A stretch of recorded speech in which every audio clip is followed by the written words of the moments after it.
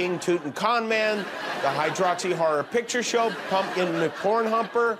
He should change the hats to say Make America Wine Again, Mawa, because when you think of all the people I regularly make fun of, it's a lot of people. The only two who've tried to stop me are Donald Trump and Marjorie Taylor Greene. At the same time, this is the moment. These are the final days before the election, and if we don't talk about these things and make an attempt... Did you know that under Biden, more jobs have been created than during Trump's entire term?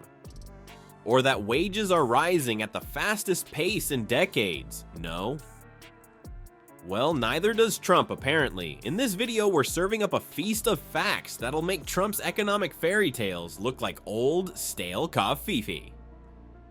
Get ready for a supersized portion of truth with a side of hilarity. Do you recall when Trump boasted about the incredible state of the economy during his presidency? Our beloved ex-prez with the orange tint is now expressing a different sentiment. Trump, ever the grouch, has been lecturing everybody who would listen about how Biden has devastated the American economy. As if in the time it takes him to eat a Big Mac, the nation has transformed into a dumpster fire, according to his logic. The worst part, though, is that Trump's economic fairy tales are as plausible as his hair color. He goes around saying the economy is the worst it has ever been, as if everyone is squatting on cardboard and bartering bottle caps for food. At the same time, the figures reveal something quite different. How about we dissect it? The unemployment rate is a respectable 3.7%, despite Trump's cries about job losses. He left office with a lower number. He seems to be expressing his dissatisfaction with the weather as he stands in the midst of a downpour. Plus, since Biden became president, the economy has created more than 13 million jobs. Even before the outbreak, that's more employment than Trump generated over his whole presidency. And if you want to prepare your daily coffee in a chocolate teapot, Trump's economic predictions are about as accurate. He conveniently ignores the fact that inflation has been cooling off while speaking as if it is worse than ever. He's acting as if we're all enjoying a nice day at the beach and the sky is falling. Donnie Diapers has been spreading economic horror stories. What gives? Listen up, everyone. I'll tell you what. By appealing to people's fears, Trump hopes they will believe they are helpless without him. He's like the monster beneath the bed, only he's attempting to devour votes instead of children. Donald Trump ever tries to stop someone from talking about him on television, and it's me. At the same time, this is the moment. These are the final days before the election, and if we don't talk about these things and make an attempt... Usually when he wants somebody to stop talking about him, he pays them $130,000, but... The plan is very clear. Make a problem out of nothing and then claim to be the only one who can fix it. Like Trump's earlier pledge to construct a wall and demand payment from Mexico, this is pure Trump. Warning, that also did not occur. Now we get to the meat of the matter. Why do we continue to take financial advice from someone who caused casinos to go bankrupt? It's the equivalent of seeking dietary advice from a sumo wrestler or a fish for land-based guidelines. Have you ever felt as if you're straddling two worlds? People are selling their organs to pay rent and eating ramen in Trump's version. However, under Biden's administration, things are actually very alright? Let's explore this economic gray area and see why a lot of people are worried about being broke when the statistics show the opposite. The time has come to get Biden's economic report card and find out whether he's doing okay or if he requires some major help. So let's start with professions. Getting a job used to be more of a challenge than understanding a Trump address. No longer though. The Orange One's administration left office with a reduced unemployment rate, and now it's chillin' at 3.7%. Plus, since Joe the Sleeper awoke in the Oval Office, we have created more than 13 million new employment. It's more employment than Trump generated during his whole administration, and that's before the COVID pandemic spoiled the fun. But hold on a second, salary increases are outpacing even the most rapid teenage growth spurt. There was a 4.4% increase from previous year in average hourly wages. That's the equivalent of a pay raise without the embarrassment of asking your employer and possibly getting the not this again look. Concerning inflation, meanwhile, banishment has calmed it down more than any of Trump's other social media accounts. We're down to 3% currently, which is far more bearable than last summer's sweltering 9%. The economic climate has stabilized, as if it had gone from hot flashes to a pleasant temperature. Given all these positives, one would expect Americans to be ecstatic. Wouldn't you agree? Put on your glittery underwear, because I've got news for you. 62% of Americans believe the economy is in shambles. Everyone seems to be at a funeral, but we're actually all at a celebration. Is there a catch to all these rosy numbers? You may be asking. The economy isn't ideal, I guess. Some people are still suffering from the effects of inflation's earlier assault, and housing prices are still higher than Snoop Dogg on 4 to 20. Things are looking good though, and not just because of Trump's nose in a speech. Then why is there a disconnect? Even when the numbers point to a feel-good comedy, why are people acting as if they're trapped in an economic horror film? Quite a bit goes into it. To start with, rumors spread like wildfire, much like a politician trying to back out of a pledge. News outlets are always looking for a catastrophe to report on, and everything's fine doesn't really fit that description. Additionally, it's hard to ignore the fact that there's a particular ex-president who is yelling economic disaster like a toy store toddler, and repetition makes everything stick even if it's as accurate as Trump's skin tone. Feeling down about the economy, selective economic amnesia, Trump's favorite disease, might be plaguing you. Just like how we all tuned out Trump's dance moves, it's when your brain forgets all the wonderful stuff and remembers only the bad. Rest assured, we have the solution to clear up this financial confusion. He's a blowhard and a snowflake. He's a blowflake is what he is.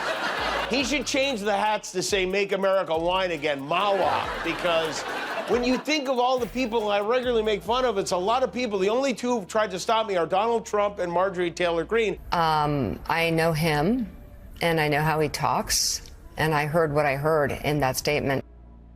Hey everyone, it's time for some truth serum. Have you ever noticed how the economic nightmares Trump has promised to bring about seem like an obnoxious late-night infomercial jingle? His voice sounds like a foghorn with laryngitis, but that's not the only reason. Our orange friend is a master at using this technique, which is known as the power of repetition.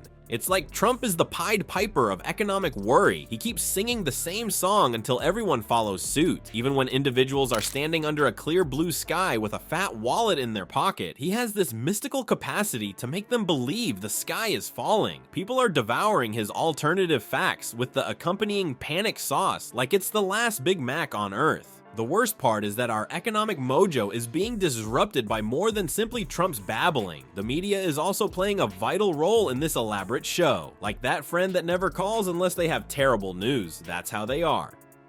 Economy on the brink of collapse goes viral, but economy booming goes unclicked. It's as if they're taking part in the Doomsday Olympics while the rest of us watch helplessly. We must not overlook the importance of our own minds. Things aren't looking good for them right now. Cognitive biases are a catch-all term for the fact that human minds are inherently biased and prone to making hasty decisions. An example of this kind of shortcut is the availability heuristic, which states that we assign a likelihood to something depending on how readily we can recall instances of it, even though our own bank accounts may be telling a different tale. The incessant yapping about economic disasters by Trump and the media is what we remember when we think about the economy. It's as if we're all split between two Americas, the one where we're all about to be homeless due to a lack of funds, and the actual one where the majority of us are managing just fine. Even more difficult than convincing Trump to concede defeat in the election is changing this narrative. It's the same as attempting to dispel the notion that your beloved soap opera isn't based on reality for your grandma.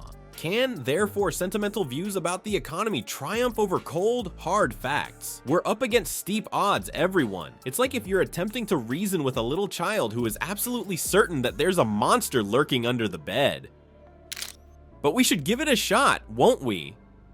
Okay, everyone, get ready for Who Wants to Be an Economic Historian? First things first, how bad is the state of the economy right now, on a scale from slightly annoying to, oh my god, we're all going to die? You might be surprised by Trump's response, but if you've been following his history with the truth, you might not be. I always tried to be so nice and respectful. Oh, she opened up a little bit of a box. She opened up a little bit of something. Oh, she was nasty. Ooh. King Tutankhamun, the Hydroxy Horror Picture Show, Pumpkin the Corn Humper. We are experiencing the greatest economic catastrophe since, well, everlastingly, says our beloved orange astrologer. However, let us use our economic time machine to determine if Trump's assertions are more credible than his hairspray. Our journey begins with the Great Depression. Imagine a world where Trump's golf scores are soaring, while the unemployment rate reaches a staggering 25% in the 1930s. People, that's 1 out of 4 Americans without a job. Here we are in the present day with a pleasantly low unemployment rate of 4.1%. It's like if a Category 5 hurricane were being compared to a slight rain. Quickly, let's jump to 2008. Do you recall the economic downturn? Nearly 10% of the population was out of work, and banks were going under just like Trump's failing companies. It was even more hideous than Trump's dance try. Adding to that, we have created an unprecedented 18 million jobs under Biden's administration. In Trump's Twitter graveyard, there are more jobs than tweets. In light of this, how credible is Trump's worst ever assertion? His natural tan is more true, I guess. Somewhat knowledgeable economist Stephen Greenhouse has said that Trump's statements demonstrate an appalling ignorance of history or a contempt for the truth. Oh no, a terrible spray tan can't compare to it.